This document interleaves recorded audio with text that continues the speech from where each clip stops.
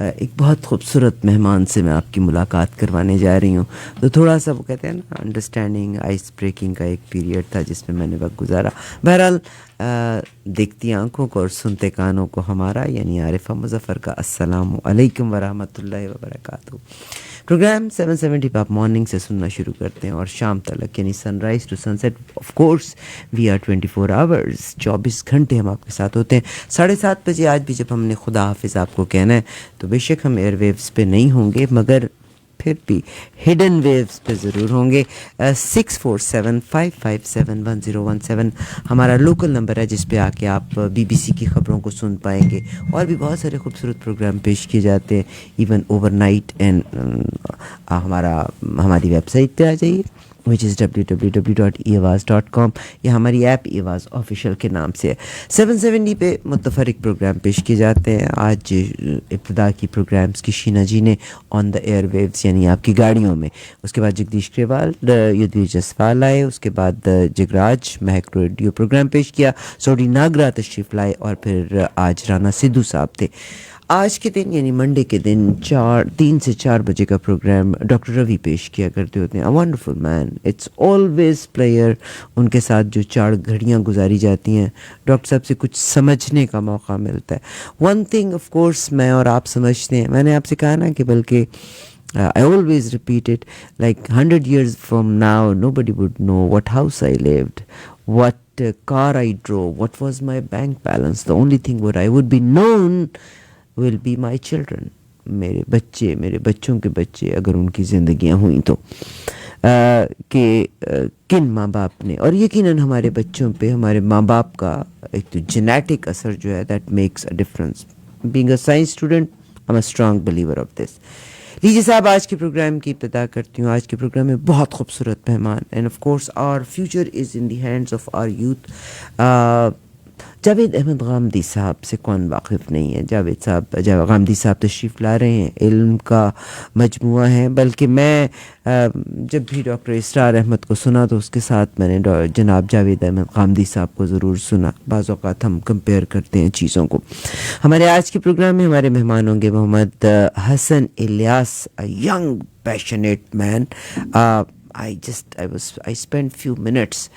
مجھے بہت پیارا لگا. میں یہ کہتی ہوں کہ تاریخ کے بارے میں نے ایک بات سنی ہوئی ہے کہ تاریخ اپنے آپ کو دہراتی بھی ہے. اگر ہم سبق سیکھنے والے ہوں تو ہم اس تاریخ سے سبق سیکھ بھی سکتے ہیں. آج کے علماء کا کیا رول ہے اس کے بارے میں, اور آف کورس جاوید احمد غامدی صاحب کے رائٹ ہینڈ ہیں. ڈفرینٹ جگہوں پہ اپنے لیکچرز بھی دیتے ہیں ان کے مدارس میں, تو ان سے ہم بات کرائیں گے. جب میں ان کی بیک گراؤنڈ دیکھ رہی تھی تو ان کا جو پیرنٹس ہیں, جس گھر سے یہ تعلق رکھتے ہیں, جس ماں کی گود میں انہوں نے جنم پیدا ہوئے, پرورش پائی, یقیناً اس ماں کا بڑا رول ہے, باپ کا بڑا رول ہے, اس خاندان کا بڑا رول ہے. یعنی جس طرح کی ہماری سراؤنڈنگ یا ایٹماسفیئر ہوتی ہے وہ ہمارے پہ چھاپ لگاتی ضرور ہے. بہرحال میں ان سے آپ کی ملاقات ضرور کراؤں گی. چند ایک امپورٹنٹ نیوز سے پہلے میں آپ کے ساتھ دیکھیے صاحب پروگرام کے شروع میں ٹیکسٹ مت کیجیے گا, ڈونٹ ڈسٹریکٹ می پلیز. سب سے پہلے چند ایک ہائی لائٹس آپ کے ساتھ شیئر کروں گی. And before sharing the highlights I would like to say I thank to 770 کے تمام لسنرس کا بہت شکریہ. تھینکس ٹو آر ٹیم, ہمارے ایسوسیٹس, ہمارے کولیگس کا بہت شکریہ. Thanks to everybody else who came to play warriors 770. بہت خوبصورت کرکٹ کے میچز رہے. آف کورس زندگی میں ہار جیت ہوتی ہے. ہم تو جیتنے کے چکر میں گئے ہی نہیں تھے, وہ تو جیت گئے. ایک میچ بھی جیت گئے, دوسرا بھی جیت گئے, تیسرا بھی جیت گئے, چوتھا ہار گئے. چوتھا بھی ہم نے ہارنا نہیں تھا اگر صبح نہ ہوتا, because we are not morning people, we are afternoon people, evening people. We have to blame somebody. تو trust me our team was so good. Wow, so good. They played so good کہ can't put in the words. معذرت کی خواستگار ہوں. تو 770 warriors زندہ باد. سروت نعرے لگانے میں بڑی ماہر ہے. میں تو ڈبے واریئرز 770 زندہ باد. بہت شکریہ ان تمام لوگوں کا بہترین کھیلے. تو فیل بھائی, ٹو بی آنیسٹ ایک لفظ میں نے سنا تھا, کہتے ہیں نا ایک ہوتا ہے کور آف ہارٹ, ایک ہوتا ہے quote of the heart. I thank you from core of my heart which is absolute bottom of my heart. I thank you very much for all your support. Bahram میری جان, آئی لو یو میرا بیٹا, you are my child. Nasir thank you very much. Tariq thank you very much. Bhatti Sahab آپ کا بہت شکریہ. علی برادرانز آپ کا بہت شکریہ. گیلانی برادرانز آپ کا بہت شکریہ. نوجوت آئی لو یو. کیا نام تھا نوجوت کا, میں نے رکھا ہرتک روشن. Yes you are my Hrithik Roshan. I thank you very much and everybody else who was present there. Thanks to Najm بھائی, تھینکس ٹو منو جی. عامر رائی آپ کا بہت شکریہ. نہیں عامر رائی نہیں, عامر احمد. ذیشان آپ کا بہت شکریہ. سروت, you know, she played a very important role over there. Bushra Baji, I love you. I love you, Bushra Baji. Thank you very much. And then Rifa Baji, I love you. But you know, you missed the second day. وہ میرے دل میں خالص رہے گی ضرور, کیونکہ ہم ان قوموں میں سے ہیں جو اچھائی کو جلدی بھلا دیا کرتے ہیں, برائی کو ہم ضرور یاد رکھا کرتے ہوتے ہیں. But I love everybody. Thank you. Badar Shamim and his wife, I thank you very much. Everybody, Subui ji, thank you very much. Everybody else who was present there, cheering, enjoying with us. But yes, Sahab, we definitely defeated Grill and a Heart. I'm very happy for that. اور تو کچھ مجھے یاد نہیں ہے, مگر وہ تیسرا میچ تھا کانٹے کا مقابلہ. But yes, it was good. I request please don't call me at this point of time. I'm on the air. جو میرا مہمان بیٹھا ہوا ہے وہ پاکستان کے بڑے بڑے چینلز کے اوپر جاتے ہیں اور وہ سوچیں گے what unprofessional people they are and they don't know we live in the hearts of people. Anyways, Junaid تم بہت گندے ہو, تم آئے نہیں تھے. But we enjoyed. You can watch all these matches on the Facebook. Yes. بہت شکریہ. And let me tell you one thing. I always share. I am almost 59 years of age. But to be honest, these matches I enjoyed. بلکہ میری بہت ساری college mates نے اس میں اپنے comments بھی دیے ہیں کہ آج عارفہ کالج والی نظر آتی ہے. صاحب اپنے اندر کے بچے کو مرنے مت دیجیے گا. یہ جو اندر کا بچہ ہے نا, یعنی جو ہمارے اندر کا یہ جو چائلڈہڈ کا پیریڈ ہے, it keeps us alive. It keeps us out of negativity. ورنہ تو جب ہم بڑے ہوتے چلے جاتے ہیں اتنی دیواریں بھی اونچی ہوتی چلی جاتی ہیں. بہرحال ویلکم بیک. پاکستان ٹورنٹو کی اور واریئرز 770 کا تو بات چیت چلتی رہے گی. ایشین سیریز میں وہ کہتے ہیں کہ آپ کو پتا ہے کمال کا مقابلہ رہا, اس کے بارے میں ذکر کریں گے. Tomorrow is Tuesday. اسرائیل کے الیکشنز کی بات ہوگی آج, یقیناً ہم اس کے بارے میں بھی بات کریں گے. پاکستان کی طرف اگر آپ کے لے کے جاؤں گی, بینجامن نیتن-یاہو ہی بروک آل دا ریکارڈز, 5 دفعہ کے پرائم منسٹر رہے ہیں. Tomorrow is election again and let's see, you know, we might win tomorrow.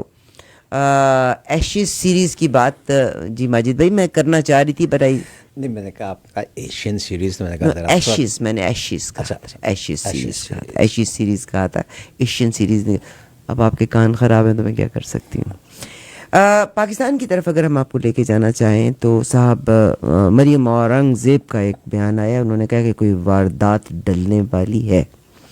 Rana ثناء اللہ کو بھی جب اریسٹ کیا تھا آپ کو یاد ہوگا, تو رانا ثناء اللہ نے بھی اس سے پہلے یہ کہا تھا کہ مجھ پہ کوئی واردات ڈلنے والی ہے, اور پھر جو ہوا, I don't blame any body but that's what it is. ابھی مریم اورنگزیب نے کہا ہے کہ کوئی واردات ڈلنے والی ہے, پاکستانیوں جاگتے رہنا, go through this as well. Pakistan کی پالیٹکس کی اگر ہم بات کرتے ہیں تو آج تحریک انصاف کے ایک بڑے امپورٹنٹ لیڈر ہیں, انہوں نے بلکہ اسمبلی میں جو خطاب کے دوران اپنی ہی پارٹی کو انہوں نے کہا کہ لوگوں کا جینا محال ہوا ہے, مہنگائی بہت زیادہ ہو گئی ہے. اور نور عالم خان ان کا نام ہے, اور انہوں نے اپنے اس اسپیچ میں جو انہوں نے سب کے سامنے کی, اس میں انہوں نے کہا کہ یہ پارٹی نے وعدہ یہ کیا تھا کہ عام آدمی کی زندگی کو آسان کر دیا جائے گا, بیراز عام آدمی کی زندگی محال ہوتی چلی جا رہی ہے, خاص طور پہ کاشتکاروں کے بارے میں, کہ کاشتکاروں کی زندگی بہت محال ہوتی جا رہی ہے. کھاد کی قیمت میں بڑھوتری ہو گئی, گندم کی قیمت میں بڑھوتری ہو گئی, یقیناً اس کا ذکر ہم آگے جا کے کریں گے. ڈونلڈ ٹرمپ صاحب، مجھے یاد ہے جب الیکشن ہوئے تھے اور ڈونلڈ ٹرمپ نے ون کیا تھا تو ماجد جمال صاحب نے تو 1 سال کی شرط لگائی تھی. ماجد جمال لاسٹ ہز شرط. دوسرا سال بھی ختم ہونے کا، اب تو اگلے الیکشن کی بات ہو رہی ہے اور اگلے الیکشن میں بھی کہا جا رہا ہے کہ 2 سال کا کہا تھا کہ 2 سال کے اب آپ اگلے you are a big time politician. I don't know why you did not take part in the election too. I am surprised. Exactly. So he said 1 year and then almost second year is gone and they are working for the second election and he's expected to become the president next time because of course he's the president of America and he has done everything for the American people. بہت سے لوگ ان کو پسند بھی کرتے ہیں، بے شک کرتے ہیں، مگر صاحب politicians definitely they are working on. صدر ٹرمپ کے مواخذے کے طریقہ کار پر وائٹ ہاؤس میں وہ کہتے ہیں ایک ہاؤس کمیٹی کا اجلاس ہوا، یقیناً آج کے پروگرام میں اس کا ذکر کریں گے. چلیے صاحب، میں ہمیشہ ثقافت کے حق میں بھی رہی ہوں. بہت سے لوگ تو یہ کہتے ہیں ہم گانا نہیں سنتے، فلم نہیں دیکھتے. یہ جو ثقافت ہوتی ہے نا کسی ملک کی، یہ تعارف کا باعث بنتی ہے. ہمارا آرکیٹیکچر ہے، ہماری فلمیں ہیں، ہمارے ڈرامے ہیں، ہمارے گیت ہیں، ہمارے نغمے ہیں، ہمارا میوزک ہے، یہ ہمارے تعارف کا باعث بنتا ہے. We are very proud. جناب ماجد جمال صاحب کو بھی اس سے اختلاف ہے. Who cares? اے آر رحمان تشریف لا رہے ہیں. اے آر رحمان نے اپنے کیا نام ہے نصرت فتح علی خان کے جو بھتیجے راحت فتح علی خان تشریف لا رہے ہیں. You know what, it's their موسیقی کہ نصرت فتح علی خان کو کوئین الزبتھ سننے کے لیے پہنچی تھیں. It's the music and art کہ راحت فتح علی خان کو ڈاکٹریٹ کا ان کو اعزازی ڈگری دی گئی انگلینڈ سے. سو دس از ناٹ اونلی کہ ہماری کلاشن کوف پوری دنیا میں مشہور ہے، حالانکہ ہم we are forced to get into the Kalashnikov. We are not Kalashnikov. ہمارے جیسا تو مکھی نہیں مار سکتا. ایک دن میرے گھر میں مکھی آ گئی اور آپ یقین کیجئے میں نے اس مکھی کو مارنے کی اتنی کوشش کی اور پھر مجھے اتنا دکھ ہوا کہ Arifa you can not do nothing. تم تو مکھی بھی نہیں مار سکتی، تم اور کیا کرو گی. تو ثقافت، آرٹ اینڈ کلچر کسی ملک کی پروموشن کے لیے آج کے دور میں سب سے امپورٹنٹ ہے. پاکستان کی ایک فلم ہے Laal Kabootar. Again you know what, polls بہت کاؤنٹ کرتی ہیں. شرمین چنائی کی موجودگی میں یہ فلم بنی لال کبوتر. اس کو بھی آسکر کے لیے نامزد کر لیا. سو if you want to succeed you must know who's holding your hand. That is a key thing. By the way, زندگی، موت، بیماری، میں نے فرائیڈے کے پروگرام کو جو اختتام کیا تھا اسی پہ کیا تھا کہ میں اور آپ اگر آج ہم صحت مند ہیں، ہمارے بچے صحت مند ہیں، وی مسٹ تھینک اللہ سبحانہ و تعالیٰ. موت، بیماری کبھی کسی کو پوچھ کے نہیں آتی. This was a young man, he was 21 years of old. امریکہ کے ایک بہت بڑے بزنس مین کا بیٹا تھا. پیٹ میں درد ہوا، کولن کینسر کا شکار ہوا، اینڈ ہی ڈائیڈ. 5 بہنوں کا ایک بیٹا، اور 2010 میں اس کی ڈیتھ ہوئی. آج 9 سال کے بعد بھی ماں باپ اسی جگہ پہ کھڑے ہیں. یس، وہ کپڑے بھی بدلتے ہیں، وہ نئے کپڑے پہنتے بھی ہیں، وہ اپنے بچوں کی خوشیوں میں بھی شامل ہوتے ہیں، مگر وہ جو ایک زندگی میں خلا آ گیا وہ کبھی پر نہیں ہو سکتا. تو زندگی اور موت قطن نہیں پوچھتی آپ جوان ہیں کہ آپ موت کا فرشتہ قطن نہیں پوچھتا آپ جوان ہو کہ آپ بڑھاپا. کال ہے تو کال ٹائم ہے تو you got to go. Pakistan کی ایک ایکٹریس ہیں وینا ملک. وینا ملک کے بارے میں آپ لوگوں کو معلوم ہے، جیسے کہ میں 5:30 کا کہا تھا. وینا ملک کے بارے میں آپ کو معلوم ہے کہ وینا ملک ابھی ریسنٹلی کہتے ہیں ان کو تکلیف ہوئی. She was taken to the hospital. وہاں ان کی بریسٹ سرجری ہوئی ہے. She was diagnosed with the cancer. Surgery کے بعد شی از ریکورنگ. یقیناً آج کے پروگرام میں اس کا ذکر بھی ہم ضرور کریں گے. یہاں سے میں آپ کو ایک اور انفارمیشن کی طرف لے کے جاؤں، یا آئی ڈونٹ تھنک سو، مگر صاحب پہلے میں آپ کی ایک ملاقات کروانا چاہوں گی.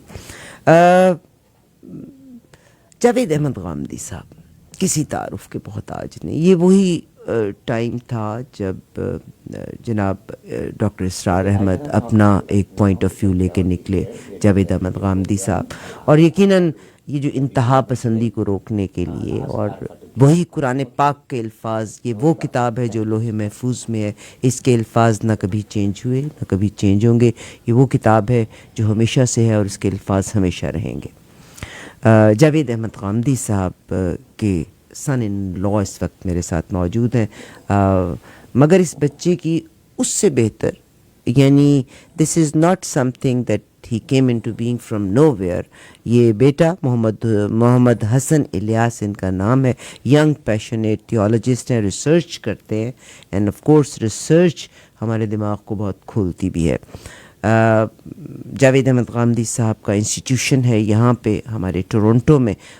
جناب غامدی صاحب تشریف بھی لا رہے ہیں. ہماری کوشش ہوگی کہ ہم آپ سے نفس نفیس ان سے ملاقات بھی کروائیں, مگر اس وقت میں ویلکم کرنا چاہوں گی محمد حسن الیاس کو. A young man, very impressive personality, and history کے اوپر, قرآن کے اوپر باقاعدہ ریسرچ کی, علم حاصل کیا.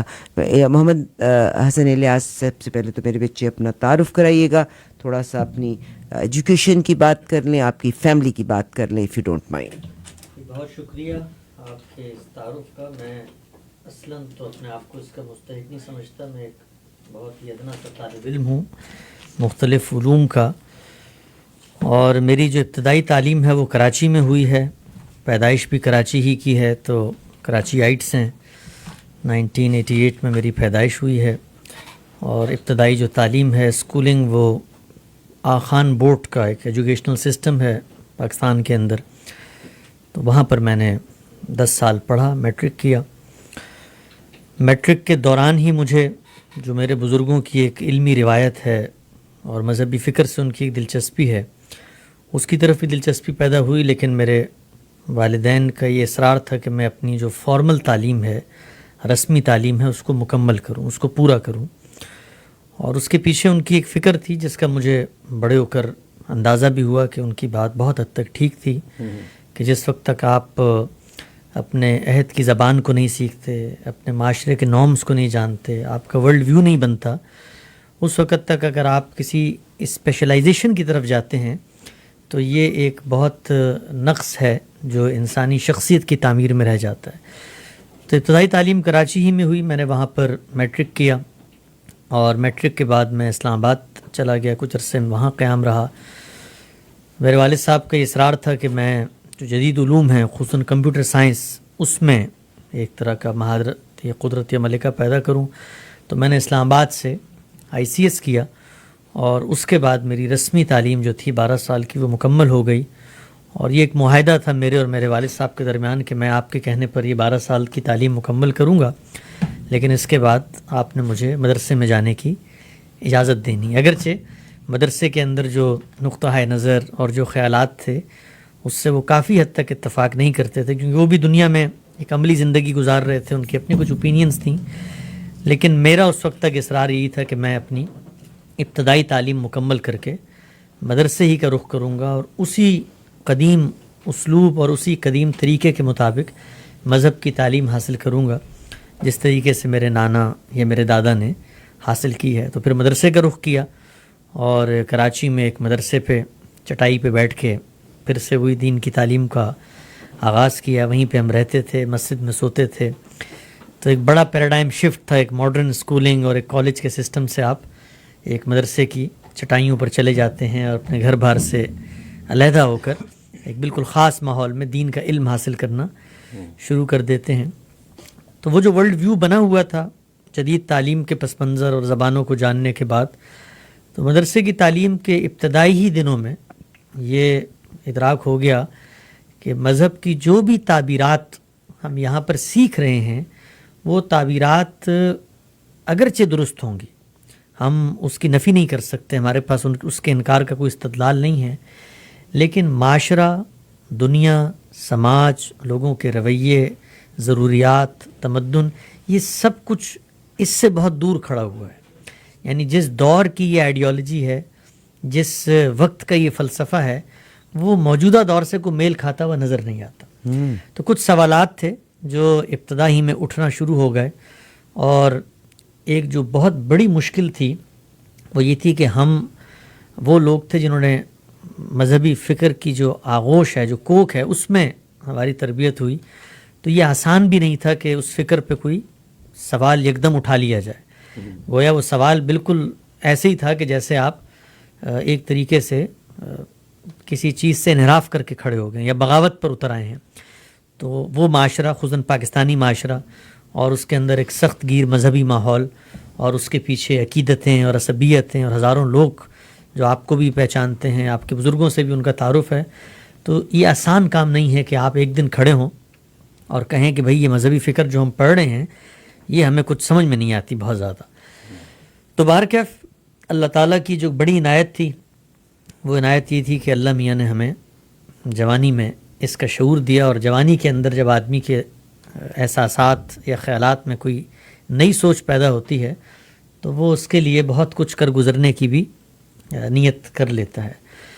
تو پھر اس زمانے میں دیکھا اپنے ارد گرد کہ کون ہے، کیا بات کرتا ہے، تو اسی عہد میں جو ہے وہ تعارف ہوا استاد مکرم جناب جاوید احمد غامدی صاحب سے۔ مجھے یاد ہے کہ ہم جس وقت مدرسے میں پڑھ رہے تھے تو اپنی کتابوں کے اندر چھپا کر ان کی کتابیں رکھتے تھے، اور جس وقت مثال کے طور پہ فقہ کا پیریڈ ہو رہا ہے جس سے ہمیں پتہ ہے کہ کوئی اب دلچسپی باقی نہیں رہی، یا یہ اب موجودہ عہد کے لحاظ سے ایک آؤٹ ڈیٹ ہوا ہوا سلیبس ہے، تو پھر چپ کے انہی کتابوں میں غامدی صاحب کی جو کتابیں ہیں ان کو ہم پڑھتے تھے، اور پھر مدرسوں میں جہاں کہیں موقع ملتا تھا کھڑکی دروازے بند کر کے کہ کسی کی نظر نہ پڑ جائے، ان کو اخباروں میں لپیٹ کے، ان کو کسی ادب کی کتاب میں چھپا کے ایک ابتدائی سا تعارف ہوا غامدی صاحب کا۔ چونکہ اس زمانے میں نیا نیا نام آ رہا تھا، یہ 2004-05 کی بات ہوگی، تو پھر ایک غائبانہ شرف تلمذ ان سے حاصل ہوا، اور کم و بیش میں نے 4 سال جو کچھ انہوں نے لکھا تھا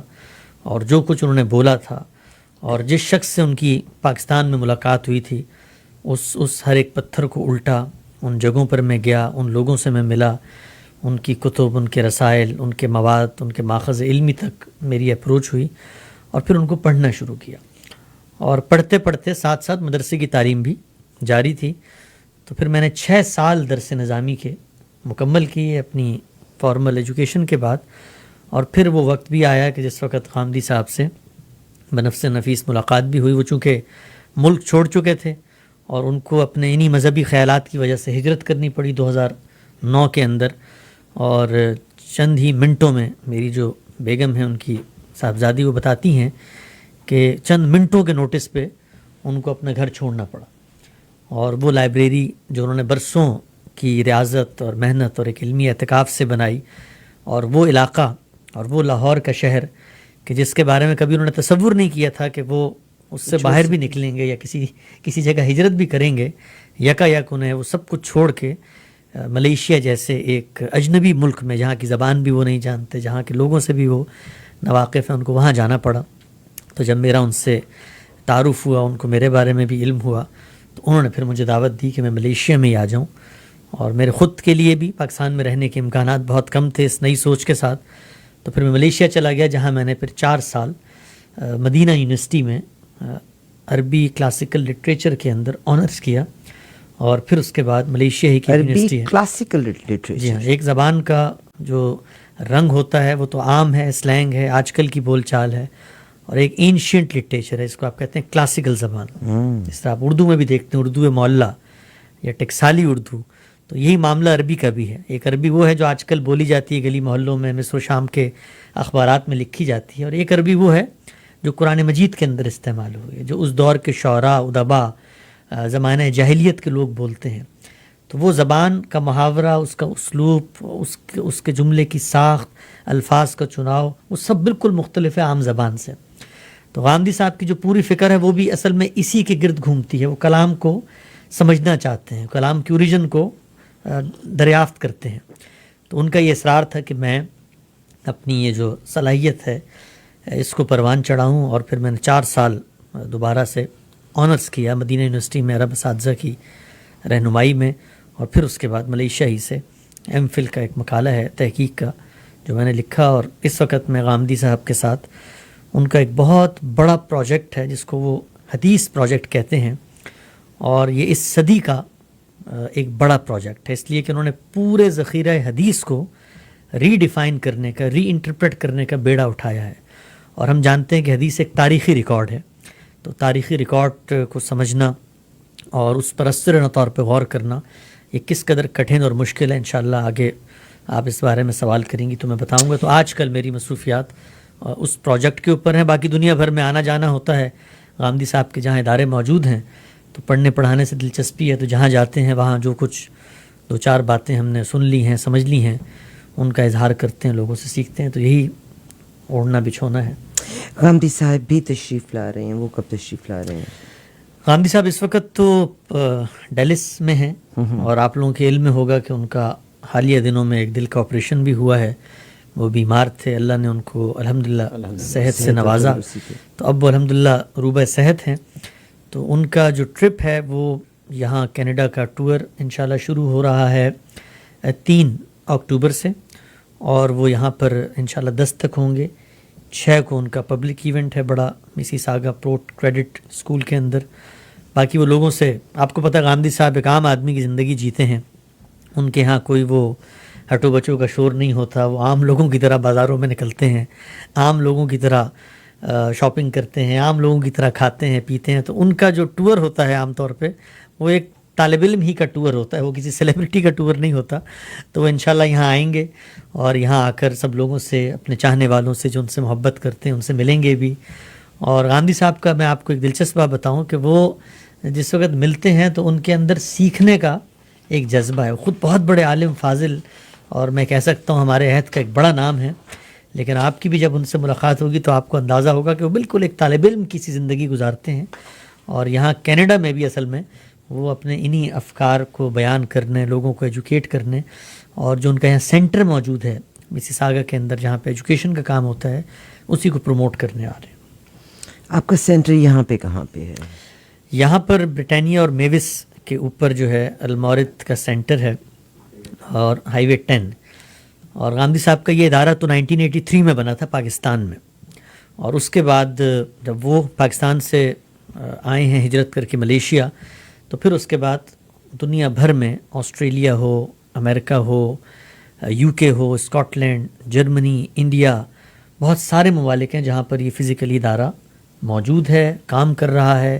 سینکڑوں کی تعداد میں لوگ ہیں جو اس سے وابستہ ہیں، اور لوگ آ رہے ہیں. وہاں پر ایجوکیشن کے پروگرامز ہوتے ہیں، آن لائن کلاسز کا اہتمام کیا ہے. بچوں کے لیے خصوصی طور پہ ہم نے نئے نصابات، نئے سلیبس اور کریکولم بنایا ہے.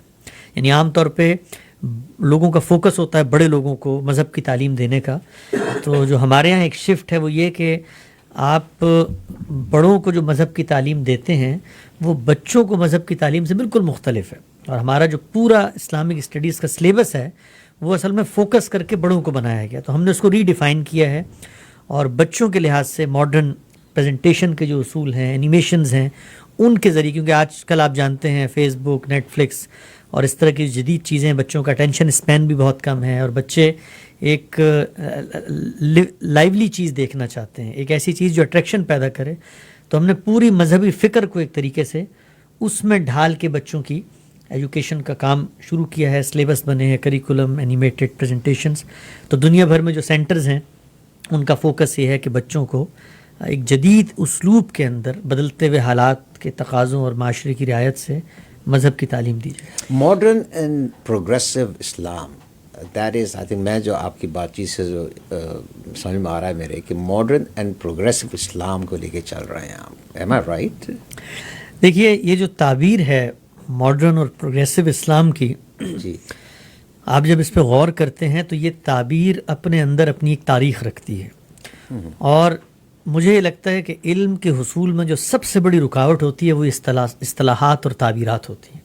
ہر تعبیر اپنی ایک مابعد الطبیعات، اپنی ایک میٹا فزکس رکھتی ہے، اس کے بعض اطلاقات ہوتے ہیں. اس تعبیر کے موجدین جب انٹرپریٹ کرتے ہیں تو ان کے بعض نظریات ہوتے ہیں.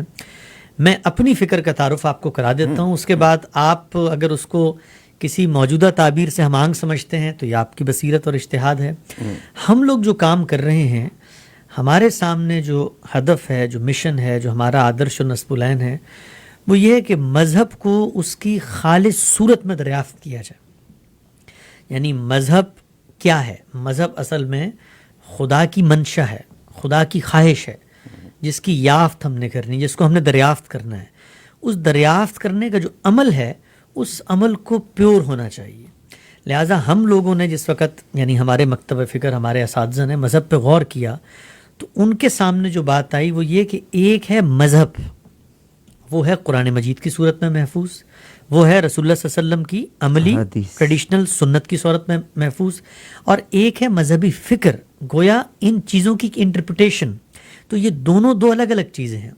تو ہم نے اس مذہبی فکر کو کریٹیکلی انالائز کرنے کے کام کا آغاز کیا. اور جس وقت آپ کریٹیکل انالیسس کرتے ہیں کسی چیز کا، کسی چیز کو ریویو کرنے کا کام کرتے ہیں، تو پھر سب سے پہلے ضروری ہے کہ آپ اکوپڈ ہوں اس چیز سے کہ آپ مذہب کی اصل بات کو سمجھ سکیں.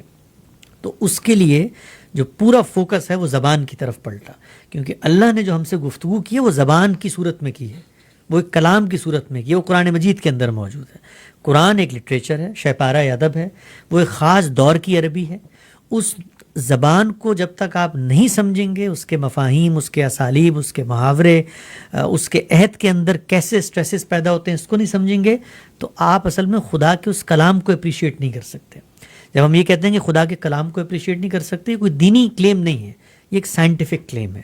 یعنی دنیا کے اندر ہر کلام کو جس کو آپ نے سمجھنا ہے، آپ اس کلام کو اس عہد میں رکھ کے، اس کی زبان، اس کے محاورے کے اندر سمجھیں گے. تو جو کام ہمارے اساتذہ یا ہمارے مکتب فکر کے علماء نے کیا وہ یہ کہ اس کلام کو حقیقی طور پہ سمجھنے کی ایک مومنٹ کا آغاز. تو اس کے لیے کلاسیکل جو لٹریچر تھا، جو جاہلی ادب تھا، جو اینشینٹ لینگویج تھی، اس میں ایک مہارت اور ملکہ پیدا کیا گیا. اور پھر یہ بات کہ خود یہ کلام اپنا تعارف کیسے کراتا ہے، وہ کلام اپنے بارے میں کیا یہ کہتا ہے کہ وہ پہلی دفعہ دنیا میں مذہب کا نام لے کر آیا. نہیں، وہ کلام تو یہ کہتا ہے کہ بھائی یہ مذہب کی پہلی کتاب نہیں ہے، قرآن مجید آخری کتاب ہے. گویا خدا کی جو منشا ہے وہ اس سے پہلے آ چکی ہے باقی انبیاء کی صورت میں.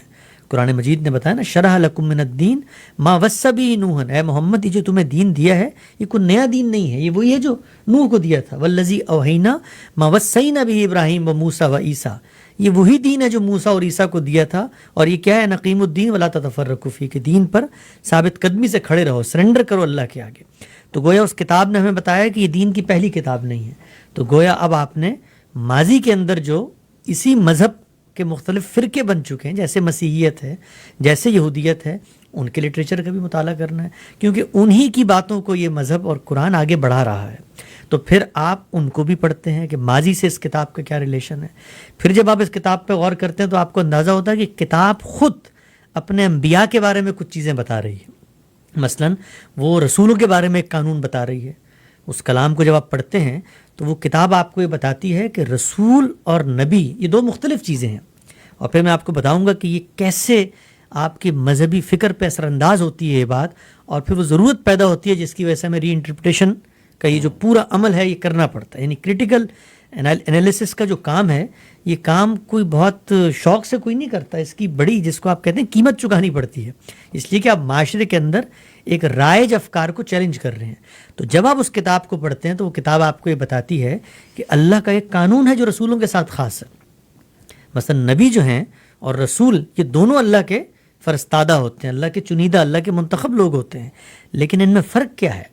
ان میں پہلا یعنی تین چیزیں کامن ہیں. پہلی یہ کہ نبی کو بھی اللہ بھیجتا ہے، رسول کو بھی اللہ بھیجتا ہے. گویا زمین پر خدا کا تعارف، خدا کے کلام کا تعارف، خدا کا تعارف تو فطرت میں ہو جاتا ہے، خدا سے رشتے کا تعلق وہ خدا کے منتخب بندوں سے بنتا ہے. تو ان بندوں کی دو کیٹیگریز ہیں. ایک نبی ہے، تو نبی بھی خدا کا فرستادہ ہے، رسول بھی خدا کا فرستادہ، دونوں میں ایک کامن چیز ہے. دوسری کامن چیز، دونوں وحی کے ذریعے بات کرتے ہیں، یعنی خدا ہی کے ذریعے جو گفتگو کر رہے ہیں وہ خدا کی ذریعے پہ پہنچائی ہوئی گفتگو ہے.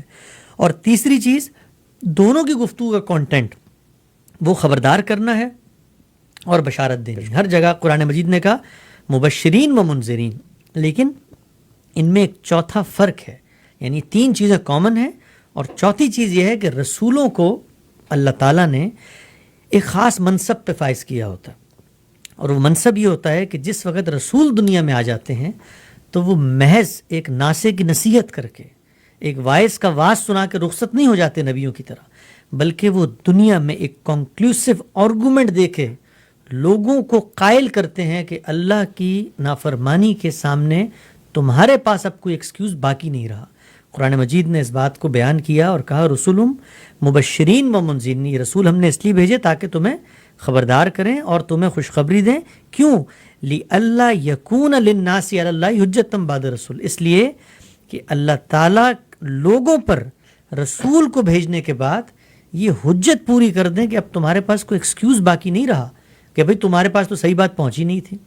تو پھر اللہ میاں اس کا ایک نتیجہ نکالتے ہیں. وہ نتیجہ کیا ہے؟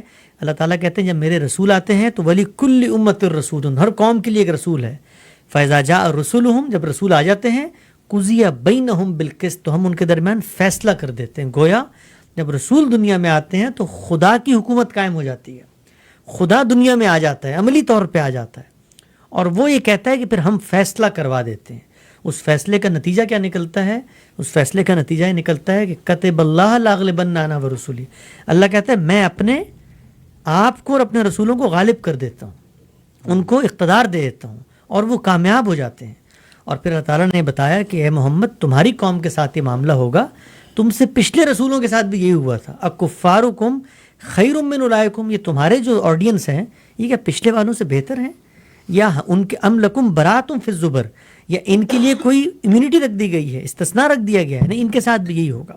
تو اب یہ قرآن مجید ایک قانون بیان کرتا ہے. جب آپ اس قانون کو نہیں سمجھتے تو وہ بہت ساری چیزیں جو رسولوں کو سے متعلق ہیں، جو رسولوں کو حکم دی گئی ہیں، وہ آپ اپنے آپ سے متعلق سمجھ لیتے ہیں. مثال کے طور پہ رسولوں کو ایک موقع پر یہ کہا گیا ہے کہ اب آپ نے ان یہود اور ان جو نصارہ ہیں ان سے کوئی تعلق نہیں رکھنا، اور یہ آپ کے دوست نہیں ہو سکتے کبھی، یہ آپ کے دشمن ہیں. تو اب یہ بات ایک خاص کانٹیکسٹ، ایک خاص حالات، ایک خاص مخاطب کے ساتھ ایک خاص قانون کے ذیل میں کہی گئی ہے. لوگوں نے اس کو ایک جنرلائز اسٹیٹمنٹ سمجھ لی، اور نتیجہ کیا نکلا کہ ہماری جو مسلم تہذیبی روایت ہے اس کے اندر غیر مسلموں کے ساتھ ایک مخاصمت کا، ایک جس کو آپ کہتے ہیں شدت کا، ایک دشمنی کا ایک رویہ پیدا ہو گیا. تو یہ ایک میں نے مثال دی ہے آپ کو. یہی جب آپ غور کرتے ہیں تو اس کے نتیجے میں آپ کی ایک فکر بنتی ہے. تو اس فکر کے بارے میں ہمارا یہ کہنا یہ ہے کہ ہم اصل دین کی تلاش میں، ہم تلاش حق کی جستجو کے مسافر ہیں. ماڈرن اور انلائٹنڈ اسلامک تھاٹ یا ٹریڈیشنل یا آرتھوڈاکس اسلامی تھاٹ، ہمیں اس سے کچھ لینا دینا نہیں ہے. ہم اگر خدا کے دین کو سمجھنا چاہتے ہیں تو خالص علمی بنیادوں پر، سائنٹیفک انداز میں اس کو دریافت کریں گے. تو ہم نے خدا کے دین کو ان اصولوں پہ دریافت کیا ہے.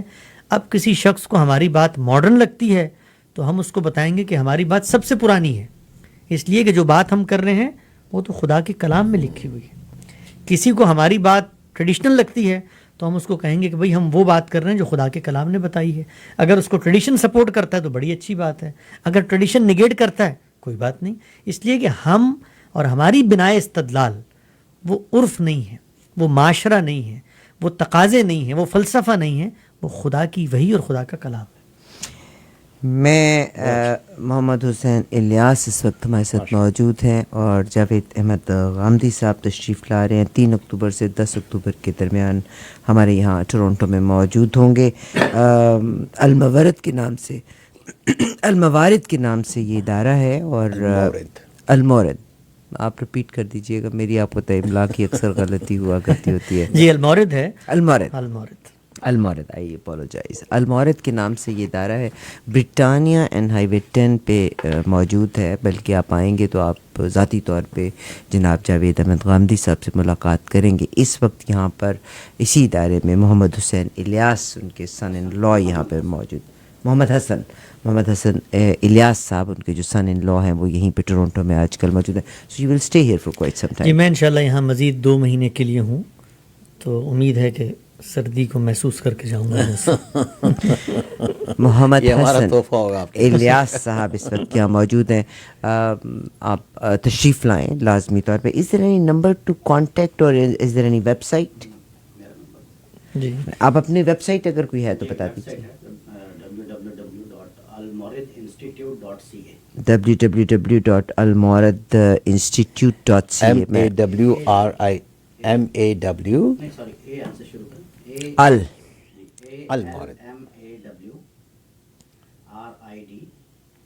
institute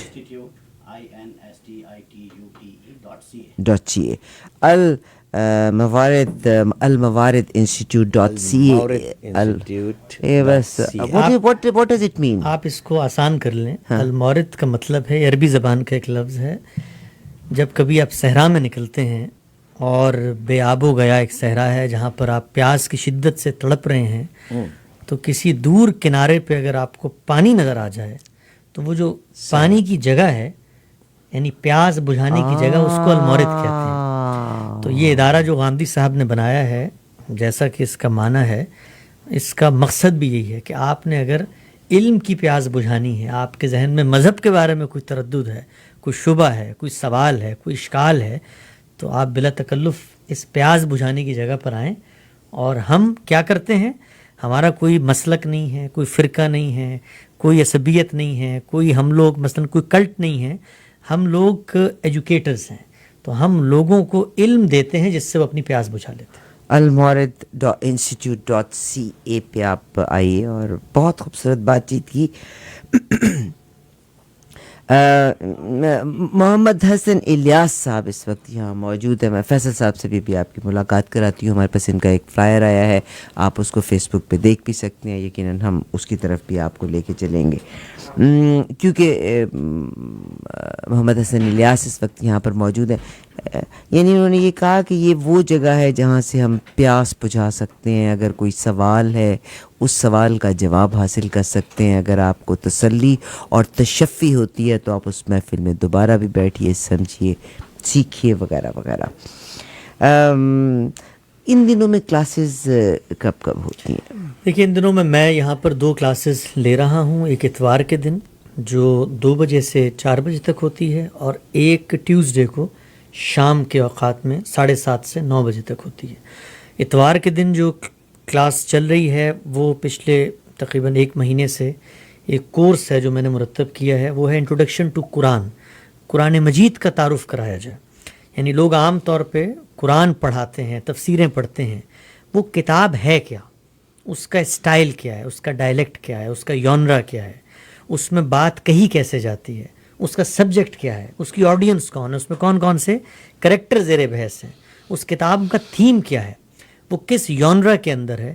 تو یہ وہ چیزیں ہیں جن کو اگر آپ پہلے نہیں جانتے اور آپ اس کتاب کو کھول کے پڑھنا شروع کر دیتے ہیں تو آپ پھر اس کتاب کے جو اصل مفاہیم ہیں ان تک نہیں پہنچ سکتے۔ تو پچھلے 1 مہینے سے میں اس انسٹیٹیوٹ میں معاف کیجیے گا، یہ کورس کنڈکٹ کر رہا تھا جس میں اس کتاب کا تعارف کرا رہا تھا، اور جو ٹیوزڈے کی نشست ہے اس میں مختلف موضوعات ہوتے ہیں، لوگ آتے ہیں، سوالات کرتے ہیں۔ محمد حسن الیاس میرے ساتھ ہیں، فیصل صاحب بھی آ کے بتا رہے ہیں۔ ایک بیٹا مجھے بڑا ابھی مجھے کنسرن ہوا، میں تو ظاہر ہے اس چینل پہ رہتے ہوئے لیونگ ان کینیڈا مینس کہ it's a diverse culture, we listen to others, ہماری کوئی چیز ہوتی ہے ہم بتاتے بھی ہیں اور ہم ایک دوسرے سے لرن کرتے ہیں۔ Malaysia is total Islamic country, اور اگر جاوید احمد غامدی صاحب اپنے ملیشیا میں جا کے سیٹل ہو سکتے ہیں، وہاں پہ اپنا انسٹیٹیوٹ قائم کر سکتے ہیں، کیا پاکستان میں انتہا پسندی تھی کہ پاکستان میں کون لوگ تھے جنہوں نے ان کا جینا محال کیا، ان کو اوور نائٹ نکلنا پڑا؟ کیا ہم میں بینگ پاکستانی، کیا ہم میں قوت برداشت ختم ہو گئی؟ دیکھیے، غامدی صاحب نے جس نوعیت کا کام کیا ہے تو اس نوعیت کے کام میں ان کا وہاں سے زندہ نکل جانا میرے لحاظ سے خود ایک بہت غنیمت کی بات ہے، اس لیے کہ یہ اس عہد اور اس سماج اور اس معاشرت ہی کی دین ہے کہ آج کے دور میں کم سے کم آپ کوئی ایسی بات کرتے ہیں جو آپ کے معاشرے یا آپ کی تہذیب کے اندر ایک رائج سوچ ہے اس سے مختلف ہے، تو کم سے کم آپ کو ہجرت کا موقع مل جاتا ہے۔ اس سے پہلے جو عہد گزرا ہے اس عہد کے اندر جو لوگ اس طرح کی بات کرتے تھے تو ان حق پرستوں کی بات تو رہتی تھی، سر نہیں رہتا تھا۔ پاکستان میں کیا حالات، کیا وجوہات ہوئے، یہ میں آپ سے عرض کرتا ہوں کہ جس وقت آپ کسی ایسے تھاٹ سے اختلاف کرتے ہیں کہ جس تھاٹ کو تہذیبی سطح پہ لوگوں نے قبول کیا ہوا ہو، تو یاد رکھیں کہ جو تہذیب ہے وہ کچھ ہیروز سے بنتی ہے۔ وہ ہیرو شپ جو ہے اپنی ایک عصبیت رکھتی ہے، اس کی ایک فالوئنگ ہوتی ہے، وہ فالوئنگ تقلید میں ڈھلتی ہے، وہ تقلید کا ایک پورا عمل ہے جو پھر کسی بھی فکر کے اوپر غالب آ جاتا ہے۔ تو جس وقت آپ کسی رائج فکر کا کریٹیکل انالیسس کرتے ہیں، اس پر تنقید کرتے ہیں، اس پر ریویو کی بات کرتے ہیں، اس کو ری تھنک کرنے کی بات کرتے ہیں، ری لرن کرنے کی بات کرتے ہیں، تو گویا آپ تہذیب کے اندر جو اس ہیرو شپ کے ساتھ وابستہ جذبات ہیں ان کو چیلنج کر رہے ہیں. گویا آپ دنیا کو یہ کہہ رہے ہیں کہ وہ سارے بزرگ، وہ سارے علماء جو پہلے گزرے ہیں اور جن کو دنیا میں لاکھوں لوگ فالو کرتے ہیں، میری رائے میں اس ایک معاملے میں ان کا استدلال کمزور ہے. تو جب آپ لوگوں کو یہ ماننے پر آمادہ کر دیں کہ آپ کے جو بزرگ ہیں ان کا کوئی استدلال کمزور بھی ہو سکتا ہے، تو اس کا مطلب یہ ہے کہ ان بزرگوں کی فکر ایک انسانی فکر بن جاتی ہے، اس میں ہر پہلو سے تنقید کرنے کا ایک نقطہ باقی رہتا ہے. تو اس کو لوگ ٹھنڈے پیٹوں برداشت کر لیں، یہ بہت مشکل کام ہے. گویا اس کو برداشت کرنے کا مطلب یہ ہے کہ آپ اپنی تہذیبی روایت کو ہر لمحہ چیلنج کرنے پر آمادہ ہیں. تو یہ بہت مشکل کام ہے. یہ کام دنیا میں بالعموم، اور اس کا تعلق صرف مذہب سے نہیں ہے، آپ پاکستان جیسے ملک کے اندر، پاکستان جیسے معاشرے کے اندر خود وجود پاکستان پہ بحث کرنا شروع کر دیں تو آپ کے سامنے ایک کلٹ اور ایک پوری تعصب سے پر مبنی ایک پورا جم غفیر کھڑا ہو جائے گا جو آپ کو بات نہیں کرنے دے گا، جو آپ کو غدار قرار دے گا. آپ پاکستان میں سول ملٹری تعلقات پہ بات کرنا شروع کر دیں، چونکہ اس کو ایک طرح سے معاشرے نے کسی درجے میں قبولیت دی ہوئی ہے یا بندوق کا زور ہے، تو وہ بات بھی نہیں کرنے دی جا سکتی. تو کوئی بھی ایسی فکر جس کو تہذیب کے اندر قبولیت ہو، جس وقت آپ اس کو ریویو کرنے کی بات کریں گے تو آپ کو اسی نوعیت کے رد عمل کا سامنا کرنا پڑے گا جس کا غامدی صاحب کو. اس کی وجہ کیا ہے؟ اس کی وجہ یہ کہ یہاں استدلال ہوتا ہے، یہاں آرگومنٹ ہوتا ہے. اگر سامنے والے بھی آرگومنٹ دیں تو گویا وہ اس ٹیبل پر آ گئے ہیں کہ ہماری بات بھی غلط ہو سکتی ہے، لیکن وہ تو اس فکر کے حامل ہیں کہ ان کی بات غلط نہیں ہو سکتی. اس کو ایک طریقے سے معاشرے کی تائید اور تصویب حاصل ہے، تو پھر وہ آرگومنٹ کا جواب بندوق کے ذریعے دیتے. تو غامدی صاحب کے ہاتھ میں تو کوئی بندوق نہیں تھی، نہ ملالہ کے ہاتھ میں کوئی بندوق تھی، نہ اور جو لوگ ہیں پاکستان میں جن لوگوں نے انہی افکار کے خلاف لڑتے ہوئے قربانیاں دی ہیں، کسی کے ہاتھ میں ہتھیار نہیں تھا، لیکن ان کے پاس استدلال تھا، ان کے پاس ایک آرگومنٹ تھا. اس آرگومنٹ کی طاقت سے جو کلٹ ہوتے ہیں، جو تعصبات ہوتے ہیں، ان کو خطرہ محسوس ہوتا ہے. تو یہ خطرہ تھا جس کی وجہ سے ان کو ملک چھوڑنا پڑا. محمد حسن الیاس ہمارے ساتھ ہیں اور جاوید احمد غامدی صاحب آج کل یہیں پہ المورد انسٹیٹیوٹ میں آپ اپنا تعلیم کا سلسلہ لوگوں تک پہنچا رہے ہیں، اپنی سوچ پہنچا رہے ہیں، جس میں قرآن پاک کا انٹروڈکشن ہے. فیصل صاحب یہاں پہ موجود ہیں، میں یقیناً ان کا نمبر بھی دے دیتی ہوں. کلاسز کب ہوتی ہیں؟ جناب جاوید احمد غامدی صاحب تشریف لا رہے ہیں، اکتوبر کے فرسٹ ویک میں تشریف لائیں گے. جب پھر وہ آئیں گے تو پھر یقیناً اس انفارمیشن کو بھی ہم آپ کے ساتھ شیئر کرتے چلے جائیں گے. فیصل صاحب بھی تشریف رکھتے ہیں. جی فیصل بھائی السلام علیکم. وعلیکم السلام. جی بتائیے آپ ہمیں کہ آپ کا انسٹیٹیوٹ کہاں ہے، ٹائمنگز کیا ہیں، میں پوری گفتگو میں آج بلکہ ایک اور مولانا طارق جمیل صاحب بھی ہمارے ٹاؤن میں اس وقت موجود ہیں. تو آج صبح میں اپنے بیٹے سے بات کر رہی تھی. دیکھیے اب کہنے کی بات یہ ہے کہ آج کے دور میں عورت کو آپ جس اینگل سے بھی دیکھ لیں، ابھی بلکہ الیاس بیٹے سے بھی میری بات ہو رہی تھی، تو ہم عورتوں کو اسلام نے تو عورت کو بڑے ایکول رائٹس دیے، ہر جگہ پہ دیے تھے رائٹس. یقیناً بعض جگہوں پہ جہاں پیچھے رکھنے کا کہا تو یقیناً اس کی کوئی سوچ تھی، کوئی وجہ ہے، ڈیفینیٹلی اس کی کوئی وجہ ہے. مگر آج کے دور میں خاص طور پہ جو مجھے نہیں پتا، ابھی جاوید احمد غامدی صاحب سے جب ملاقات ہوگی تب پتہ چلے گا، مگر ہمارے جو خاص مذہبی لیڈر ہیں، آئی ڈونٹ نو کیوں وہ عورت سے بات کرنے سے خائف ہیں. We the women are more stronger than men. That's what my belief is. مگر آپ سعودی عربیہ میں اب تبدیلی آ رہی ہے. There was a time سعودی عربیہ عورتوں کو وہ ایک دم سے، میں بالکل مانتی ہوں کہ اگر نماز پڑھتے ہیں اور مرد آگے ہے عورت پیچھے ہے، اس کی کوئی توجہ ہو سکتی ہے. اگر ایک مرد کے اگینسٹ دو عورتوں کی گواہی ہے تو کوئی توجہ اس کی ہے. مگر اگر ایک عورت بات کرتی ہے تو وہ کہتے ہیں نہیں عورت بات بھی نہیں کر سکتی، حالانکہ عورت کو تو جہالت سے نکالا تھا. میں آپ سے اس بارے میں بات کروں گی، مگر فیصل پہلے آپ بتا دیجئے گا کون کون سے مواقع ہیں جب اس درس و تدریس میں شامل ہوا جا سکتا؟ جی بہت شکریہ.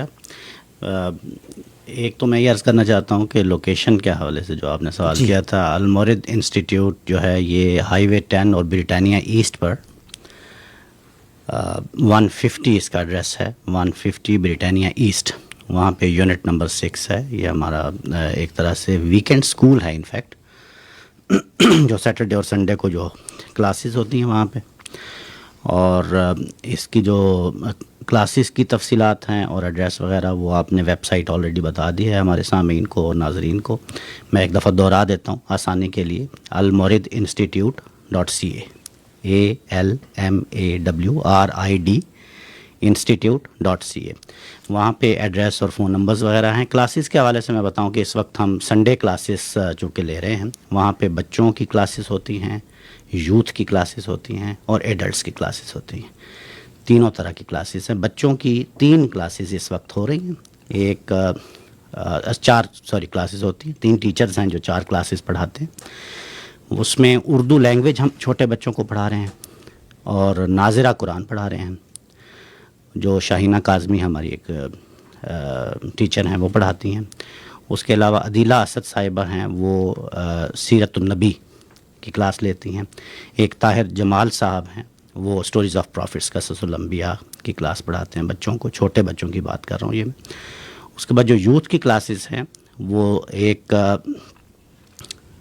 زاہد کمال صاحب ہیں، شیریڈن کالج کے لیکچرر ہیں، وہ پڑھاتے ہیں. یہ انگلش میں ہوتی ہے کلاس. اس میں بیسکس آف اسلام یعنی انٹروڈکشن ٹو اسلام یوتھ کے لیے یہ کلاس ہے. اور اس کے علاوہ ایک خلیل حشمت صاحب ہیں، یہ بھی یہاں پہ ڈاؤن ٹاؤن میں کالج ہے وہاں پہ ٹیچر ہیں، یہ پڑھاتے ہیں. یوتھ کی 2 کلاسز ہیں یہ. اور اس کے علاوہ ایڈلٹس کی کلاسز ہوتی ہیں جس میں ہم فارسی لینگویج کی ایک کلاس ہے. وائس پوپالیار صاحب یہ فارسی اسپیکنگ ٹیچر ہیں ہمارے، وہ پڑھاتے ہیں. اور اس کے علاوہ ایک کلاس ہے تذکیر بالقرآن، جن کا حسن الیاس صاحب نے بھی ذکر کیا، چونکہ یہ ہمارے وزٹنگ اسکالر ہیں الورث سے، تو یہ 3 مہینے کے لیے اس کلاس کو یہ کنڈکٹ کر رہے ہیں. بہت شکریہ. محمد حسن الیاس یہاں بیٹھے ہیں ابھی. مجھے بلکہ انہوں نے کہا یوتھ کو ایمفسائز کیا، انہوں نے ایڈلٹس کی کلاس کو ایمفسائز کیا. خواتین بھی آپ کی کلاسز میں ہیں کہ نہیں ہیں؟ جی ہاں، وہاں پر یعنی ہمارے نزدیک تو یہ کہنا کہ یہ کلاسیں مردوں کی ہیں یہ خواتین کی ہیں، یہ اپنی ذات میں ایک نوعیت کی ڈسکرمنیشن ہے. یعنی ہمارے ہاں اس نوعیت کی کسی بھی سطح پر، چاہے وہ غامدی صاحب کی پاکستان میں درس ہوتا ہو اور کلاسز ہوتی ہوں، ملیشیا میں ہوں، امریکہ میں ہوں یا یہاں پر ہوں، ہمارے ہاں مردوں اور خواتین کی ایک ہی کلاس ہوتی ہے. یعنی یہ بھی کوئی... کتنی خواتین ہیں آپ کی کلاسز میں؟ میری کلاس میں اس وقت جو میں لے رہا ہوں میرا خیال ہے کوئی 7-8 کے قریب خواتین ہوتی ہیں اور 10-15 کے قریب مرد حضرات ہیں. چونکہ ہمارا جو سیٹ اپ ہے یہاں پہ کلاس روم فل ہوتا ہے، تو اسی لحاظ سے اور ایک آن گوئنگ کورس ہے اور ایک تھوڑا سا اکیڈمک نوعیت کی چیز ہے، تو وہی لوگ آتے ہیں جو ایک خاص نوعیت کا ذوق اور دلچسپی رکھتے ہیں. لیکن خواتین جو ہیں وہ بھرپور طریقے سے وہاں پر شمولیت ہے، شامل ہوتی ہیں، سوال کرتی ہیں، اعتراض کرتی ہیں، سب سے آگے بیٹھتی ہیں. اور ہمارے ہاں نماز جو پڑھی جاتی ہے اس میں بھی ان کو شامل کیا جاتا ہے، وہ ساتھ نماز پڑھتی ہیں. یعنی ان کو کسی نوعیت کی کوئی انسیکیورٹی، کسی نوعیت کی کوئی ڈسکرمنیشن، یہ کہ یہ مردوں کا بنایا ہوا ایک ادارہ ہے اور یہاں پر عام طور پہ جو مذہبی افکار کے ادارے ہوتے ہیں وہاں پر جو بالکل پردوں میں آپ خواتین کو اندر ڈال دیتے ہیں اور وہ ان کی شخصیت کی ایک طریقے سے موت ہو جاتی ہے. تو اللہ کا بڑا شکر ہے ہم نے دنیا بھر میں اس کا اہتمام کیا ہے کہ مردوں کے شانہ بشانہ، بلکہ یہ کہنا بھی نہیں چاہیے مردوں کے شانہ بشانہ، وہ خود ایک انڈیپینڈنٹ شخصیت رکھتی ہیں، اپنے شانہ بشانہ کھڑے ہو کے ہر جگہ موجود ہوتی ہیں. آپ نے عائفہ جی کا دل جیت لیا. نہیں میں یہ نہیں، میں بالکل یہ کہتی ہوں گھر میں آف کورس ایک بڑا ہوا کرتا ہے اور وہ گھر میں ہر مرد اپنی بیوی سے مشورہ کر کے چلتا ہے. کوئی آدمی اپنی بیوی سے مشورے کے بغیر نہیں چلتی، بیکاز بہترین پلاننگ عورت کی ہی ہوا کرتی ہے. مگر عورت اپنے مرد کو احترام دیتی ہے کہ گھر میں ایک گھر کا بڑا ہوتا ہے جو کہ گھر کا مرد ہوتا ہے. اس میں کوئی برائی نہیں، کوئی مذائقہ نہیں. مگر خواتین جو ہیں اکثر علماء بات نہیں کرنا چاہتے. سعودی عربیہ میں there was a time کہ آپ عورت باہر نکل جاتی تھی تو وہ مطلب آج بھی ان لوگوں کا وہی خیال ہے. بہرحال جناب جاوید احمد غامدی صاحب تشریف لا رہے ہیں ٹورنٹو میں. الموارد ان کا انسٹیٹیوٹ ہے اور یقیناً ہماری کوشش ہوگی کہ آگے گاہے بگاہے ہم یہ معلومات آپ کے ساتھ شیئر کرتے رہیں. مجھے بہت اچھا لگا محمد حسن الیاس سے آج بات کرنے کا, young man, and of course ان سے ہمیں سیکھنا ہے. میری کوشش ہوگی کہ ہم ان کی کلاس کو بھی, اگر ہمیں اجازت ملی تو ہم وہ کلاسز بھی شاید آپ تک پہنچانے کی کوشش کریں. I'll definitely try my level best. Rest is up to Allah subhanahu wa ta'ala کہ how things work out for us. Any other message بیٹا؟ دیکھیے, میں تو دین کے ایک طالب علم کی حیثیت سے یہی لوگوں کو کہتا ہوں کہ مذہب ان کی زندگی کا ایک بہت سنجیدہ مسئلہ ہے. یعنی 3 ہی بنیادی سوالات ہیں نا انسان کے سامنے کہ بھائی اس دنیا میں اگر وہ آیا ہے تو کیوں آیا ہے, اور دوسرا یہ کہ ہم نے دنیا سے چلے جانا ہے, یہ ایک امر واقع ہے, ایک حقیقت ہے, اور تیسرا ہمیں اللہ نے شعور دیا ہے اچھائی برائی کی تمیز کرنے کا. تو اگر ہم کوئی نیکی کرتے ہیں تو کیا کوئی اس کا نتیجہ نکلتا ہے؟ اگر ہمارے ساتھ برائی ہوتی ہے تو کیا کوئی ایسی صورت ہے کہ اس کا مداوع کیا جا سکے؟ اگر ہم مخلوق ہیں تو کیا کوئی ہمارا خالق موجود ہے؟ اگر وہ خالق موجود ہے تو کیا ہم نے اس سے کبھی ملنا ہے؟ تو یہ بہت بنیادی سوالات ہیں, یہ بالکل اسی نوعیت کے سوالات ہیں, اور ان کی ضرورت اور ان کی اہمیت ایسی ہے جیسے ہمارے لیے ہوا پانی کی ہوتی ہے. مذہب ان سوالات کو ایڈریس کرتا ہے, مذہب ان سوالات کے جوابات دیتا ہے. تو زندگیوں میں آپ اپنے آپ پر غور کریں. ہر انسان آج کے دور میں مصروفیات کا دور ہے اور ہمہ ہمی کی کیفیت ہے, لوگ صبح سے شام تک بریڈ اینڈ بٹر کے سلسلے میں لگے ہوئے ہوتے ہیں. وہ سب چیزیں حقائق ہیں, ریئلٹی ہیں, لیکن انسان کی زندگی کا سب سے بڑا مسئلہ کیا ہے؟ وہ ہے موت. انسان کام کرتے کرتے مر جاتا ہے, انسان حکمران اور حکومتیں کرتے کرتے رخصت ہو جاتا ہے. میرے پردادا نہیں ہیں, آپ کے نانا نہیں ہوں گے, یہ سب سے بڑی حقیقت ہے. تو مذہب موت کے بعد کیا ہونا ہے اس کی طرف انسانوں کو توجہ دلاتا ہے, اور وہ بتاتا ہے کہ دنیا ایک امتحان کے لیے بنائی گئی ہے. اس امتحان میں کامیاب ہونا ہے تو وہ کرائٹیریا کیا ہے؟ اس کرائٹیریا کو اللہ نے اپنے رسولوں کے ذریعے اور رسولوں نے قوموں کے کنسنسس سے بے غبار اور قطعی صورت میں ہم تک پہنچا دی. اللہ کا کلام ہمارے گھروں میں موجود ہے, اور ہم پورے اعتماد سے کہہ سکتے ہیں, جس طریقے سے داس کیپٹل کارل مارکس کی کتاب ہے, جس طریقے سے ہم مانتے ہیں کہ قائد اعظم محمد علی جناح اس ملک کے بانی ہیں, اسی ایقان, اسی اعتماد اور اسی اعتراف کے مقام پر ہم قرآن کو خدا کا کلام سمجھتے ہیں. اس کو علمی بنیادوں پر ثابت کر سکتے ہیں کہ ہم تک وہ بے غبار انداز میں قطعیت سے پہنچا, اس میں خدا کا میسج موجود ہے. اپنی زندگیوں میں دن کے 10 منٹ نکال کر اس کتاب کا ایک صفحہ پڑھیں. وہ کتاب آپ کے دل کا چور پکڑے گی, وہ کتاب آپ کو بتائے گی کہ زندگی میں کیسے معاملات کرنے ہیں. وہ کتاب آپ کو تیار کرے گی اس بڑے دن کی کہ جس دن کوئی شخص کسی کے بارے میں کوئی حمایت نہیں کرے گا.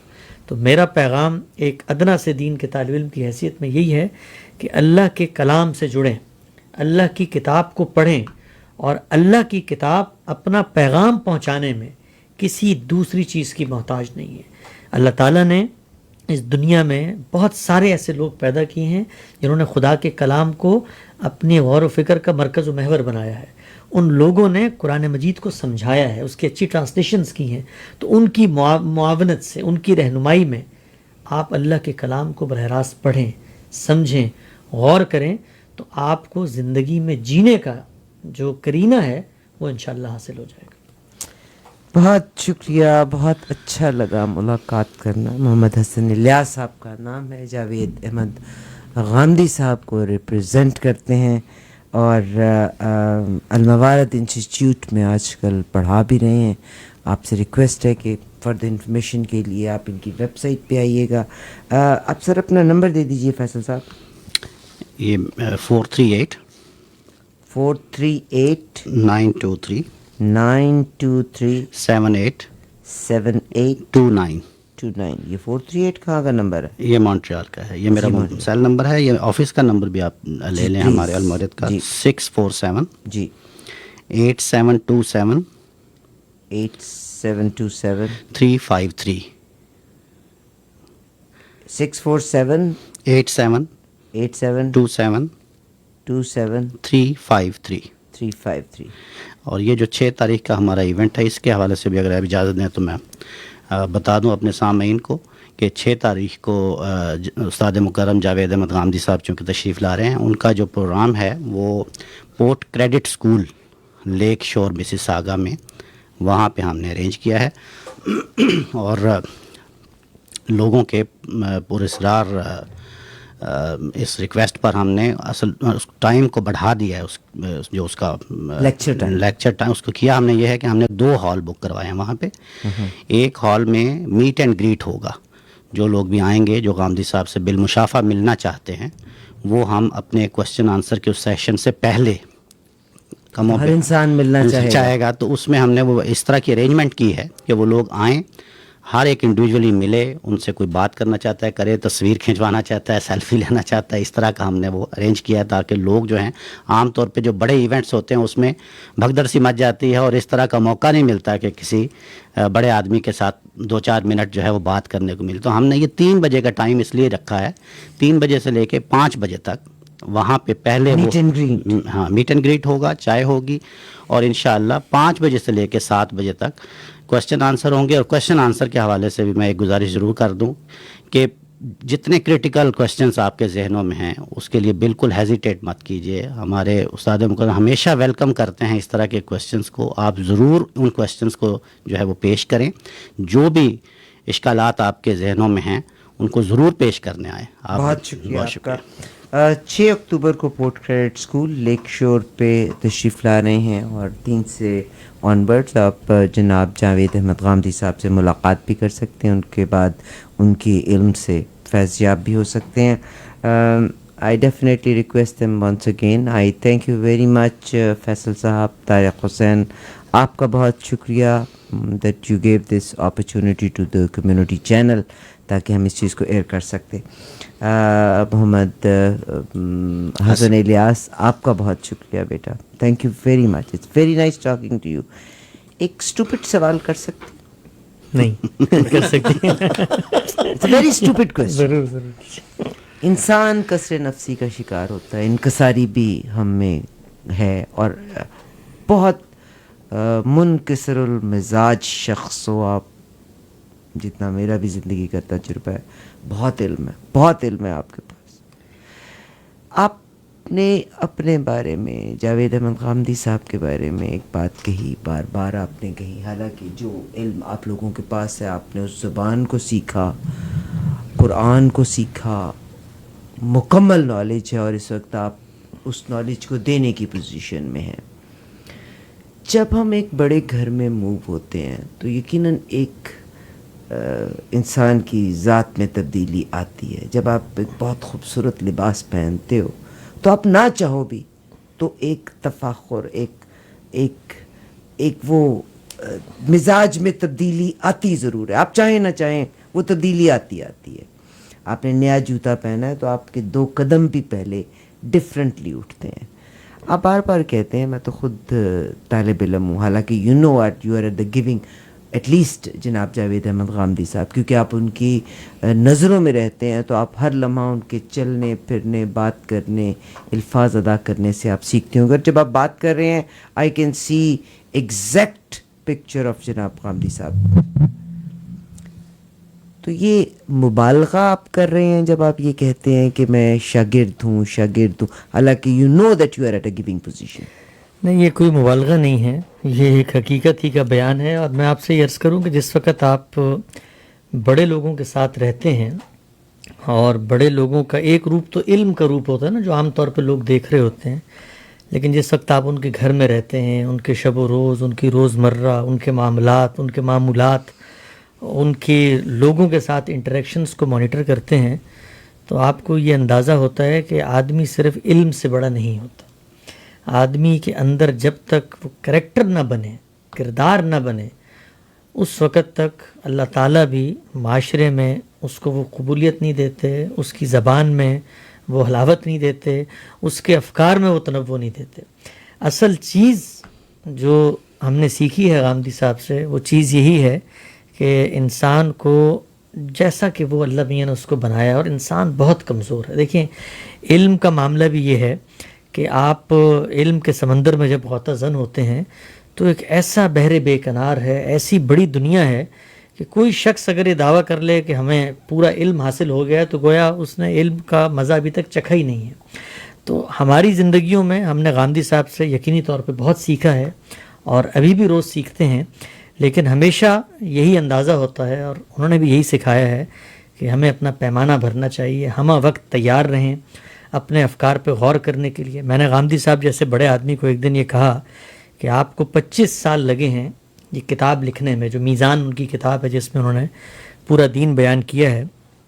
تو اگر آپ کو یہ بتایا جائے کہ آپ نے جس مقصد کے تحت یہ کتاب لکھی اور اپنی پوری زندگی اس کتاب کو لکھنے میں صرف کر دی, اس مقصد کی کوئی ضرورت ہی نہیں تھی, تو آپ کیا کریں گے؟ تو انہوں نے کہا کہ جملہ ختم ہونے سے پہلے اس کتاب کو آگ لگاؤں گا, کیونکہ میرے لیے یہ علم اور یہ ساری تگ و دو اور یہ جستجو اور صحیح اور کوشش اور محنت یہ کس لیے ہے؟ یہ اس لیے ہے کہ خدا کو راضی کر لیا جائے. تو خدا کی رضا, خدا کی منشا کی یافت, خدا کی خواہش کو دریافت کرنا, اس کو راضی کرنا, یہ ہماری اور ایک بندہ مومن کی زندگی کا مقصد ہے کہ پروردگار عالم سے ایک دن ملاقات ہونی ہے. اگر ہم سے پوچھے کہ کیا زندگی میرے اصولوں کے مطابق گزار کے آئے ہو, تو کم سے کم یہ کہنے کا آدمی میں حوصلہ ہو. تو یہ علم اور یہ فضل اور یہ ساری چیزیں اللہ کے یہاں کامیابی کا معیار نہیں ہے. اللہ تعالیٰ مجھ سے یہ نہیں پوچھیں گے قیامت کے دن, یا آپ سے یہ نہیں پوچھیں گے کہ آپ نے غامدی صاحب کی ایونٹ کو پروموٹ کیا تھا یا نہیں کیا تھا, یا فیصل صاحب سے نہیں پوچھیں گے کہ انہوں نے اپنی زندگی کے اوقات کا ایثار غامدی صاحب کے لیے کیا تھا. نہیں, بلکہ جو بات پوچھی جائے گی وہ یہ ہے کہ تم نے خدا کی خواہش کے مطابق زندگی گزاری تھی, کسی شخص کا دل تو نہیں دکھایا تھا, کسی سے سختی کے ساتھ, درستگی کے ساتھ اور غصے کے ساتھ بات تو نہیں کی تھی, بیوی کے حقوق ادا کیے تھے, بچوں کو وقت دیا تھا, باہر نکلے تھے تو لوگ تمہیں ایک اچھا انسان کے طور پہ یاد کرتے تھے. تو اصل چیز کریکٹر ہے. اور غامدی صاحب بھی, لوگ ان کو ایک بڑے عالم کی حیثیت سے دیکھتے ہیں, میری نظر میں وہ ایک بہت بڑے انسان ہیں, اور ان سے ہمیشہ یہی چیز سیکھی ہے کہ اپنا پیمانہ ہمیں بھرنا چاہیے. وہ جب بھرے گا آپ سے آپ چھلک جائے گا. ہم نے کچھ جو باتیں کی ہیں یہ اصلی طور پہ, یعنی میں اس میں حقیقت میں کہتا ہوں کہ یہ میری کوئی دریافت نہیں ہے, میرا کوئی اس میں علمی ریاضت نہیں ہے. غامدی صاحب ہی ہیں جو ہمارے کان میں یہ باتیں بتاتے ہیں, اور انہی کی محنت ہے, انہی کا کندھا ہے, اور انہی کے طفیل آج ہم دنیا میں جاتے ہیں اور ان کی بات کو لوگوں تک پہنچاتے ہیں. بہت شکریہ محمد حسن الیاس. یو مسٹ میٹ ہم. آپ کی کلاسز میں انرولمنٹ کے لیے شرائط کیا ہیں؟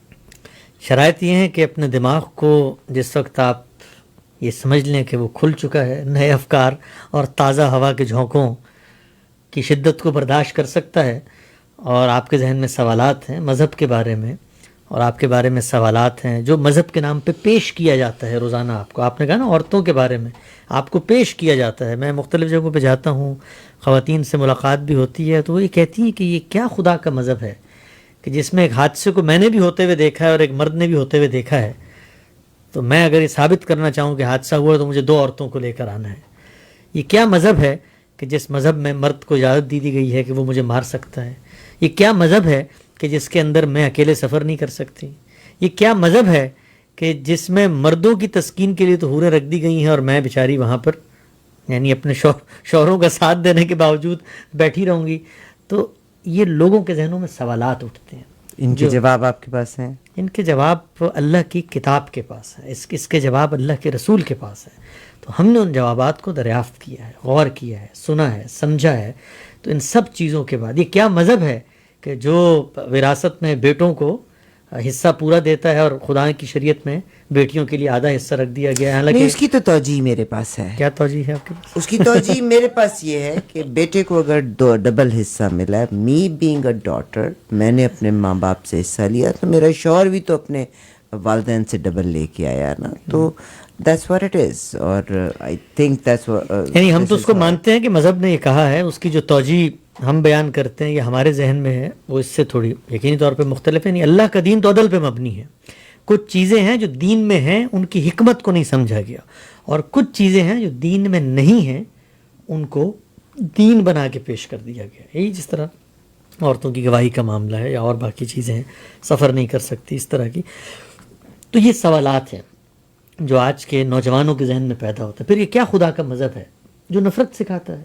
یعنی جس مذہب کے کانٹینٹ کا اگر آپ مطالعہ کریں, مذہب کا کانٹینٹ نہ کہ مذہب کی انٹرپریٹیشن وہ آپ کو کہتا ہے کہ یہودی تمہارے دوست نہیں ہو سکتے، ان کی مشابہت اختیار نہ کرو. تو کیا وہ رجحانات ہیں جو آج کے سماج میں پیدا ہو گئے ہیں.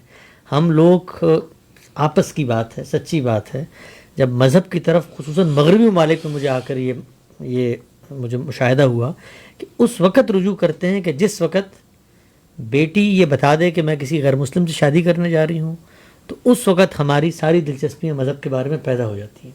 اس لیے کہ جب وہ غیر مسلم سے شادی کرے گی تو وہ غیر مسلم آپ کے گھر میں آئے گا، آپ کی مسلم کمیونٹی، آپ کا سماج آپ کے ساتھ اس درجے کے تعلقات میں رکھے گا، گویا ایک پرسنل مسئلہ پیدا ہو گیا جو آپ کو مذہب کی طرف لے کے آ رہا ہے، یا بچے آپ کی بات نہیں سنتے. تو یہ عملی مسائل ہیں جن سے ہم مذہب کی طرف رجوع کرتے ہیں. مذہب آپ کی زندگی کا ایک سب سے بڑا مسئلہ حل کرنے کے لیے آیا ہے.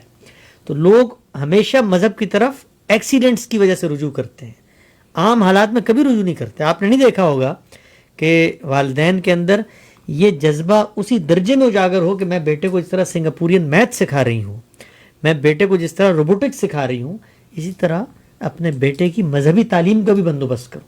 وہ کیا ہوگا، ایک قاری صاحب کے حوالے کر دیا ہے، وہ آئیں گے، جو انہوں نے ادھر ادھر کی باتیں بتا دیں وہی اس کا کل سرمایہ ہے مذہب کے بارے میں.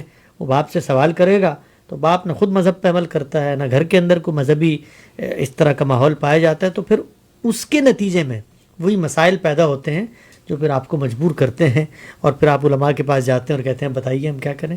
تو مذہب کو علمی انداز میں، سائنٹیفک انداز میں زندگی کا نصب العین اور آدرش بنا کر سمجھیں، اور علم کے اسلوب میں سمجھیں. قصے، کہانیاں، واقعات اور فلاں کی تقریر، اس سے ہٹ کے وہ صلاحیت، وہ بصیرت پیدا کریں کہ کانٹینٹ تک براہ راست رسائی ہو. پڑھ سکیں قرآن، پڑھ سکیں رسول اللہ صلی اللہ علیہ وسلم کے ارشادات، پڑھ سکیں بڑے علماء کی چیزیں. تو اس سے پھر آپ کو جو مذہبی علم ہے اس کی اصل تک پہنچنے کی ایک صلاحیت آپ کے اندر پیدا ہوگی. بہت شکریہ محمد حسن الیاس صاحب. انسٹیٹیوٹ ہے، جناب جاوید احمد قامدی صاحب تشریف لا رہے ہیں، اور یہ ان کا سفر جو ہے 3 اکتوبر کے بعد، فرسٹ ویک آف اکتوبر آپ سمجھ لیجیے گا.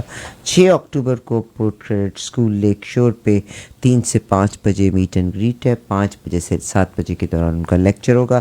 فردر انفارمیشن کے لیے آپ ان کے انسٹیٹیوٹ میں رابطہ کیجیے 6478727353. میں آپ دونوں کے ٹائم کا بہت شکریہ ادا کرنا چاہتی ہوں. بہت کچھ چیزوں کی، وہ کہتے ہیں نا جب انسان سنتا ہے تو بہت تشنگی ہوتی ہے، یہ بھی سوال ہے، یہ بھی، مگر ٹائم کی پابندیاں بعض اوقات آڑے آتی ہیں. آپ دونوں کا بے انتہا شکریہ. بہت شکریہ، بہت شکریہ صاحب. ہم اس بارے میں آپ کو گاہے پکائے انفارم بھی کرتے رہیں گے. اس وقت ہم آپ کو لے کے چلتے ہیں ایک کمرشل بریک کی طرف، واپس آتے ہیں ایک بریک کے بعد. مزے مزے کے